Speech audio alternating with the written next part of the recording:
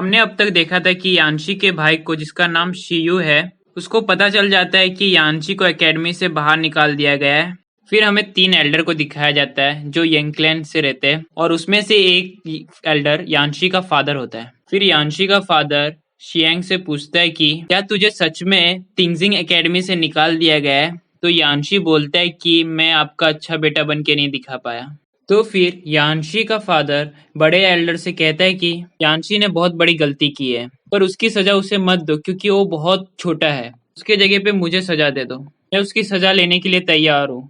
ये सब सुनकर सुयू बोलता है कि सजा देने के बाद सब कुछ ठीक हो जाएगा क्या? फिर सुयू बोलता है कि हमारे क्लैन को 20 सालों से कोई मौका नहीं मिला था तिंगजिंग एकेडमी जाने का, पर हमें जब मौका मिला तिंगजिंग एकेडमी जाने का, मुझे भेजने की जगह पे यान्शी को भेजा गया।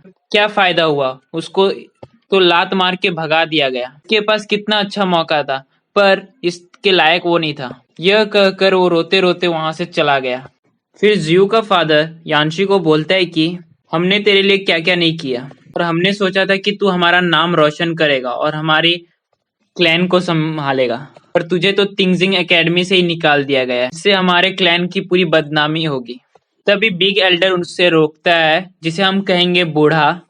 तो फिर यान्शी को बूढ़ा बोलता है कि गलतियां तो सबसे होती है, उसको तू भूल जा। हमारे बस में कभी कभी यह नहीं होता है कि हम उसे चेंज कर दें, पर जो हमने गलती की है उसको सुधारना बहुत जरूरी है। तो क्लैन के हिसाब से इसे सजा दी जाती है। यान्शी को हर दिन 2 घंटे कोयले के खदान में काम करना होगा, और जो भी तुमने तिंगजिंग एकेडमी में सीखा है वो सब छोटे बच्चों को सिखाना होगा। फिर बूढ़ो और बाकी सब वहां से चले जाते हैं। तभी वहां पे यान्शी की मम्मी आती है। तो यान्शी बोलता है कि आप लोग मुझे सजा नहीं दोगे।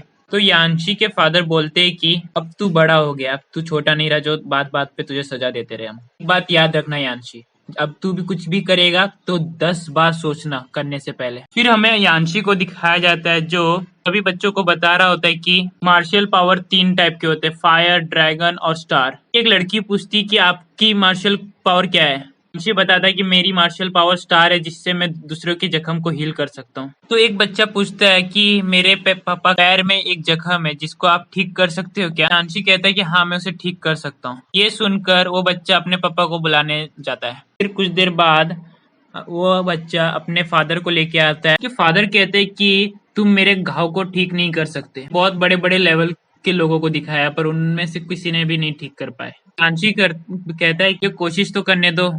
फिर यान्शी उस अंकल का घाव ठीक करने लगता है।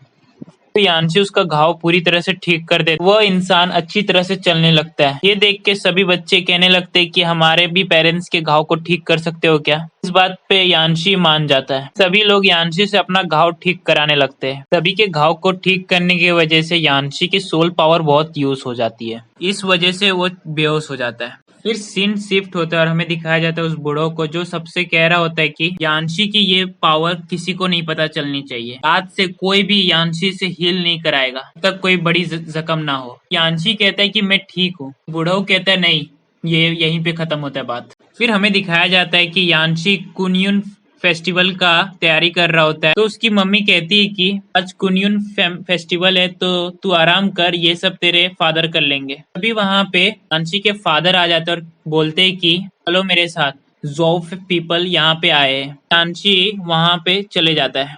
तो फिर हमें बूढ़ो दिखाया जाता है जो ज़ोफ फैमिली के लोगों से पूछता है कि तुम लोग यहाँ पे आए क्यों? तो ज़ोफ फैमिली का लीडर, जिसको हम पेटूराम कह के बोलेंगे, वो कहता है कि आज से हम लोग का कोयलों का खदान हो जाएगा, वो तुम्हारा नहीं रहा। बूढ़ो कहता है कि ऐसा क्यों?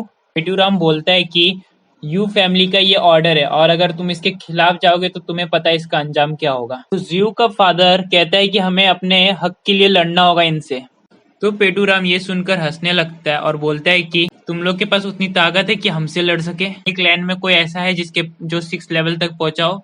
मेरा बेटा 6 लेवल पे पहुंचा है। तुम्हारे पास तो बहुत कम ही जन होंगे जो 3rd लेवल तक पहुंचे होंगे। अभी वहां पे यान्शी बोलता है कि हमें अपने हक के लिए लड़ना होगा इन सब से। पेटूराम कहता है कि तू मुझसे लड़ेगा? शायद से तुम लोग बहुत ज्यादा हवा में उड़ रहे हो। तभी वहां पे पेटूराम का बेटा बोलता है, फादर ये वही लड़का है जिसके बारे में मैंने आपको बताया, जिसको तिंगजिंग एकेडमी में एडमिशन तो मिल गया था पर इसको धक्के मार के भगा दिया गया वहां से, क्योंकि उसने एग्जाम में चीटिंग की थी। और आज का एपिसोड यहीं पे खत्म होता है।